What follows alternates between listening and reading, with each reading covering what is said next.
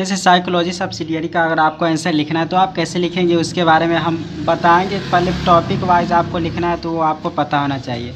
तो हम मान लेते हैं इसमें से ये क्वेश्चन को बनाने जा रहे हैं। भले क्वेश्चन 9th है तो ये क्वेश्चन आप देखेंगे ऑनर्स में भी और सब्सिडियरी, मतलब अगर क्वेश्चन बैंक में देखेंगे तो आप ये क्वेश्चन को देख सकते हैं। तो जैसे ये देख रहे हैं साइकोलॉजी ऑनर्स का ये गेस पेपर है, तो इस तरीके से साइकोलॉजी ऑनर्स हो चाहे सब्सिडियरी हो, तो ये क्वेश्चन लिखा हुआ है कि ये विस्मरण के बारे में लिखने के लिए। तो यहाँ पर ये क्वेश्चन देख रहे हैं, ये पेज यहाँ ये क्वेश्चन इस तरीके से लिखा हुआ है। तो आपको एग्ज़ाम में किस तरीके से टॉपिक वाइज लिखना है, तो ये क्वेश्चन वही है। चाहे आप सब्सिडियरी में भी देखेंगे तो इस तरीके से सब्सिडियरी में भी इस तरीका से क्वेश्चन हुआ। तो बस आपको सिर्फ ये टॉपिक और कैसे एग्जाम में लिखना है इसी क्वेश्चन को वो आप देखेंगे। तो क्वेश्चन यहाँ पर पूछा गया हुआ है, जैसे ये देख रहे हैं ये विस्मरण 2021 का ये क्वेश्चन आप इस साइड देख रहे हैं, और आप चाहे तो इसमें भी देख सकते हैं 2021 में ये पूछा हुआ है ये साइकोलॉजी ऑनर्स के। तो ये मतलब ऐसे ही पूछा जाता है। तो रूल यहाँ पर देखेंगे थोड़ा सा, इसलिए आप इस वीडियो को पूरा देखिए। तो साइकोलॉजी ऑनर्स इसी साइड देख रहे हैं, यहाँ पर ही पूछा हुआ है कि ये विस्मरण के बारे में। ये क्वेश्चन को आप कैसे सॉल्व करेंगे अब ये हम देखते हैं। तो सब कुछ करते हैं, ये क्वेश्चन नंबर 4 है, और उसके बाद क्वेश्चन 4 लिखने के बाद आप इसका जब आंसर लिखना होगा तो नीचे से लिखेंगे। और सबसे पहले ये टॉपिक लिखना होगा उस क्वेश्चन के लिए। जैसे विस्मरण टॉपिक पर लिख रहे हैं तो विस्मरण टॉपिक हमने लिख दिया, और तब उसके बाद लिखेंगे वो पूरा इंट्रोडक्शन दे देंगे। तब विस्मृति के कारण पूछा गया है कि कोई चीज़ हम भूलते हैं तो उसका क्या क्या कारण है, तो वो आप लिख सकते हैं, बहुत आसान है। और विस्मृति के कारण जितना भी सारा है अब उसको एक्सप्लेन करना है। तो इसमें सबसे पहला हम देखते हैं विस्मृति के कारण होता है कि विषय की ये निरर्थकता, मतलब हम विषय को सही तरीके से समझ नहीं पाते कि उसका क्या सच्चाई है क्या सही है, तो उसको बारे में एक्सप्लेन कर देना। दूसरा कारण ये है, कोई भी चीज़ हम भूलते हैं तो दूसरा कारण ये होता है कि विषय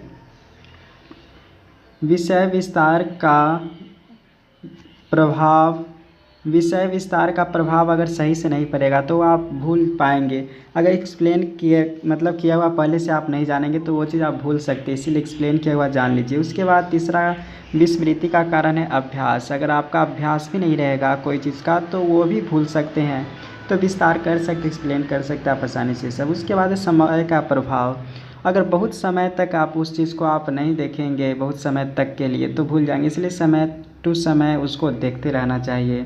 पांचवा कारण है विस्मृति का, कोई चीज़ हम भूलते हैं तो उसका ये कारण है कि अनुभूति, जिसको कहते हैं एक्सपीरियंस वाला चीज़ आपको अगर नहीं होगा तो अनुभूतियों का दमन, यानी कि कोई भी चीज़ वो आप छोड़ देंगे, मतलब सीख चुके हैं या कर चुके हैं, अगर उसको आप छोड़ देंगे तो वो चीज़ भूल जाएंगे।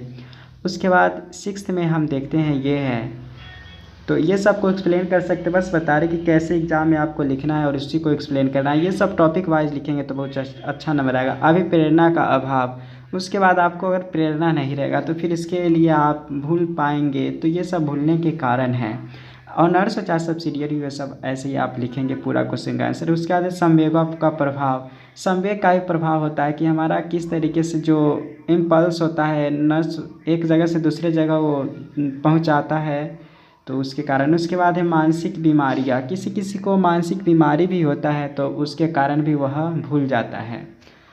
तो इस तरीके से पूरे टॉपिक को एक्सप्लेन करना है, ऐसे 4-5 पन्ना आसानी से लिख पाएंगे। उसके बाद यहाँ पर है कि मानसिक तत्परता में भी आप लिख सकते हैं कि किसी को बहुत जल्दीबाजी में रहता है, जल्दीबाजी में सीखकर वह भूल जाता है, तो मेन अगर टॉपिक लिख देंगे तो एक्सप्लेन करना बहुत आसान हो जाएगा। उसके बाद अवरोध का प्रभाव, अवरोध का प्रभाव भी होता है। अब ये पूरा लिखने के बाद लास्ट में आप लिख सकते हैं निष्कर्ष, निष्कर्ष में जो लिखना हो वो लिख सकते हैं या सारांश लिख सकते हैं, तो ख़त्म। तो ग्रेजुएशन से रिलेटेड अगर पढ़ाई करना है तो इस चैनल को ज़रूर सब्सक्राइब करें। तो यहाँ पर आज जो एग्ज़ाम से रिलेटेड जो भी बातें हम बताएंगे तो आप इतना बात ध्यान रखेंगे तो सच में बता रहे बहुत अच्छा एग्ज़ाम जाएगा, क्योंकि छोटा छोटा बात किसी को पता नहीं रहता है। तो यहाँ पर बताते हैं, सबसे पहले OMR शीट अच्छे से आप भरेंगे। अगर एग्ज़ाम में जाएंगे तो OMR शीट में अगर कुछ भी गड़बड़ करेंगे तो रिजल्ट पेंडिंग होने का चांस रहेगा। भले ही आप इतना लिख कर आए कि मेरा 90% आ जाए, लेकिन अगर OMR शीट में अगर कुछ भी गड़बड़ कर दिए तो रिस्क हो जाएगा, वो पेंटिंग किए या प्रोमोटेड या कुछ भी कर सकता है। तो इसलिए OMR शीट बहुत अच्छे से भरे, भले क्वेश्चन में बीच में कहीं गलत कर दी वो अलग बात है, लेकिन आप OMR शीट को अच्छे से भरेंगे तो OMR शीट बहुत ही इंपॉर्टेंट होता है। सेकेंड क्वेश्चन है कि एक क्वेश्चन का आंसर आप कितना पेज में लिखें, तो सभी के राइटिंग पर डिपेंड करता है। तो ये फिर भी इसका आंसर इस तरीके से आप ध्यान में रखिए, एक पेज का आंसर हमेशा ये रहना चाहिए 4 से लेकर 6 पेज के आसपास में आपका रहना चाहिए आंसर।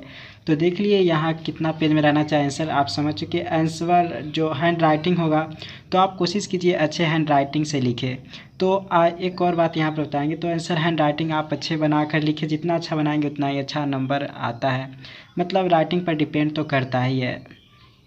फिर है राइटिंग स्पीड, नॉर्मल से आप एकदम थोड़ा नॉर्मल जैसे आप घर पर लिखते हैं तो एकदम कंसंट्रेटेड होकर आप एग्ज़ाम में नॉर्मल से फास्ट लिखिए, क्योंकि एग्ज़ाम में टाइम नहीं मिल पाता है पूरा भरपूर। तो ये बात बता दी। उसके बाद ऑल क्वेश्चन का आंसर में हेडिंग रहना चाहिए, आप जितने भी क्वेश्चन का आंसर लिखे हेडिंग ज़रूर रहना चाहिए। तो ये आप अगर इंग्लिश में लिखे चाहे हिंदी में लिखे, जैसे हम मान लेते कोई क्वेश्चन का आंसर बनाए तो देखिए हमने किस तरीके से इसको यहाँ पर लिखे हुए। जैसे हम मान लेते विटामिन डी का हमको बनाना है, चाहे मान लेते हैं ये विटामिन जो देख रहे हैं ये डी है, तो विटामिन डी लिखना है तो पहले हम ये लिख दिए, हेडिंग दे दिए, उसके बारे में लिख दिए। हेडिंग देने के बाद जैसे हम फिर लिखेंगे ये टॉपिक बनाएं बायोकेमिकल फंक्शन, यहाँ पर लिख दिए। फिर देख सकते हैं हम हेडिंग किस तरीके से एक अलग तरह के कलर के पेन यूज कर रहे हैं आप इसी तरीका से। फिर यहाँ पर है एब्जॉर्प्शन एंड ट्रांसपोर्ट, तो ये हेडिंग बता रहे अगर आप इस तरीके से हेडिंग अगर बना कर लिखेंगे तो सच करें बहुत अच्छे नंबर आएंगे। और ये सच में पढ़ने नहीं जाएगा, सिर्फ हेडिंग देखेगा, हाँ लिखा हुआ टिक लगा देगा और मार्क्स दे देगा। तो इस तरीके से जो भी आप लिखे कोशिश करें कि हेडिंग बनाए अच्छे तरीके से। आप हेडिंग में अगर बना के लिखेंगे तो बहुत उससे फ़ायदा होता है। देख सकते हैं हेडिंग से डायरेक्ट आपको दिखाई देगा, क्योंकि एक एक लाइन ये पढ़ने नहीं जाएगा, हेडिंग आपको ज़रूर दिखेगा। तो इसलिए यहाँ पर है कि ऑल क्वेश्चन का आंसर आप हेडिंग ज़रूर दीजिए और 2 पेन का यूज कीजिए। ऑल क्वेश्चंस डायग्राम, क्वेश्चन में अगर डायग्राम रहे तो उस क्वेश्चन में डायग्राम आप क्लियर बनाएंगे, अच्छे से बनाएंगे। और डायग्राम रहना चाहिए तो पेंसिल से आप मत बनाइएगा, आप यूज कीजिए पेन का, क्योंकि वहाँ पर आपको मिटाने के लिए समय नहीं रहेगा कि आप सोचेंगे जा ये गलत हो गया इसको मिटा देते। तो ये बात अगर पेन का यूज कर सकते हैं अगर डायग्राम बनाना है तो। दोनों साइड चौथाई छोड़े, जैसे हमने भी कहीं कहीं लिखे होंगे तो कोशिश मतलब चौथाई छोड़ देना चाहिए। जैसे एग्ज़ाम में आप लिखेंगे तो यहाँ पर तो चौथाई नहीं छोड़े, जैसे इस साइड छोड़े हुए ठीक है लेकिन इस साइड छोड़ देना चाहिए। देख सकते हैं जैसे चौथाई यहाँ से यहाँ तक होना चाहिए, लेकिन हमने इसके अंदर भी लिख दिया। तो कोशिश करें कि दोनों साइड चौथाई छोड़े।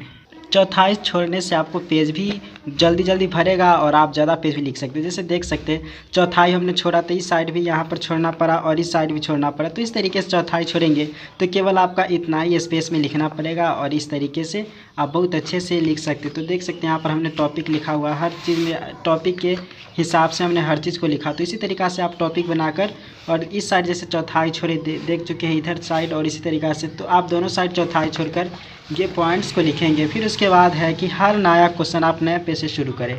जैसे हम मान लेते हैं यही कोई क्वेश्चन बना हुआ है, इस तरीके से यहाँ तक ये करते करते ये क्वेश्चन ख़त्म हो गया। तो इस साइड ही तो खैर पेज के अंत में ख़त्म हुआ, तो फिर हम यहाँ पर नया पेज से शुरू किए। फिर उसी तरीक़ा से हर क्वेश्चन आप नया पेज से शुरू करेंगे। जैसे यहाँ पर अगर ये क्वेश्चन ख़त्म हो गया तो यहाँ पर न्यू क्वेश्चन स्टार्ट ना करके हम सीधा नया पेज से शुरू किए हैं। तो देख सकते हैं यहाँ पर नया पेज से हम शुरू किए।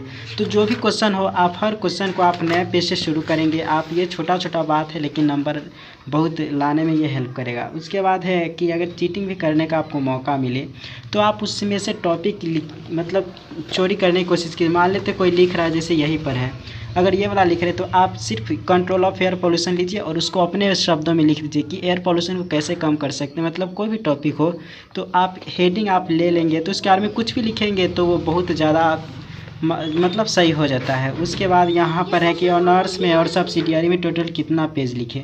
तो ऑनर्स में सब्सिडियरी में क्योंकि आप देखेंगे कहीं भी तो मान लेते जैसे यहीं पर देख सकते एग्जाम्पल के तौर पर बता देते हैं यहाँ पर, तो ये देख रहे हैं पॉलिटिकल साइंस सब्सिडियरी है, क्योंकि इसमें से भी तो कहा गया है कि परीक्षार्थी मतलब केवल 5 आंसर का उत्तर देना है। तो ये सब्सिडियरी तो 5 का आंसर देना है, तो लगभग आप इस तरीके से बनाएंगे 4 से 6 पेज, यानी कि आपका लगभग 20 से लेकर 30 पेज के बीच आसपास में आपको आंसर देना होगा। चाहे ऑनर्स हो चाहे सब्सिडियरी, दोनों में लगभग सिमिलर पेज में आंसर देना होगा। 20 से लेकर 30 पेज में आपका अगर लिखा हुआ है तो सच में बहुत अच्छा नंबर आएगा।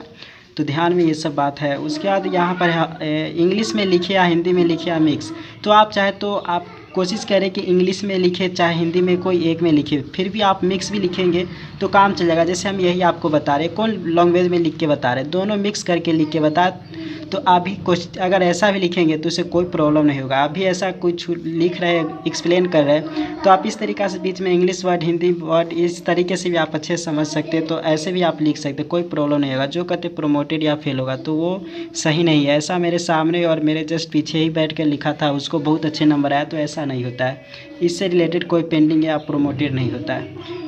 दो पेन का तो यूज करना बता चुके कि आप एक से हेडिंग दीजिए और एक से ये, जैसे मान लेते यहीं पर इस पेज में हमने लिखा हुआ था, इस पेज से हेडिंग दिया, उसके बाद हमने एक्सप्लेन किया, फिर यहाँ पर हेडिंग दी और फिर एक्सप्लेन किए।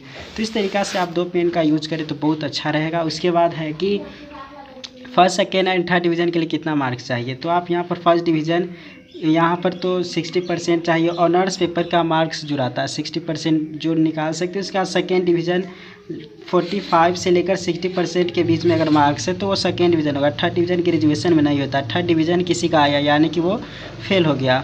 सभी क्वेश्चन में 4-5 पॉइंट जरूर लिखें। जितना भी अगर क्वेश्चन हो 4-5 पॉइंट आप हर क्वेश्चन में कोई ना कोई, जैसे यहीं पर मान लेते ये क्वेश्चन हम एग्जाम्पल के तौर पर बता रहे हैं, आधुनिक राजनीति विज्ञान की प्रकृति एवं क्षेत्र की विवेचना करें, तो इसका सबसे पहले आप लिखेंगे यहाँ पर इंट्रोडक्शन के बाद इसका क्या प्रकृति है, इसका क्या क्या क्षेत्र है, तो राजनीतिक तो आप टॉपिक बना सकते। फिर उसके बाद है कि वीडियो देखें या गेस पेपर पढ़ें। तो अगर मेरे में वीडियो बन चुका है ऐसे तो लगभग हर सब्जेक्ट की वीडियो बन चुका है, तो आप एक बार वीडियो देख लीजिए और तब उसके बाद उस गेस पेपर को पढ़िए, तब आपको बहुत फ़ायदा होगा।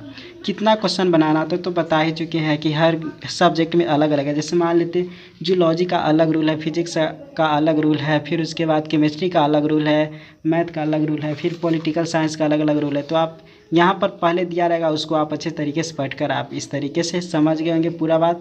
फिर भी इससे रिलेटेड कोई प्रॉब्लम हो तो आप हमें से ज़रूर मैसेज मतलब ये कमेंट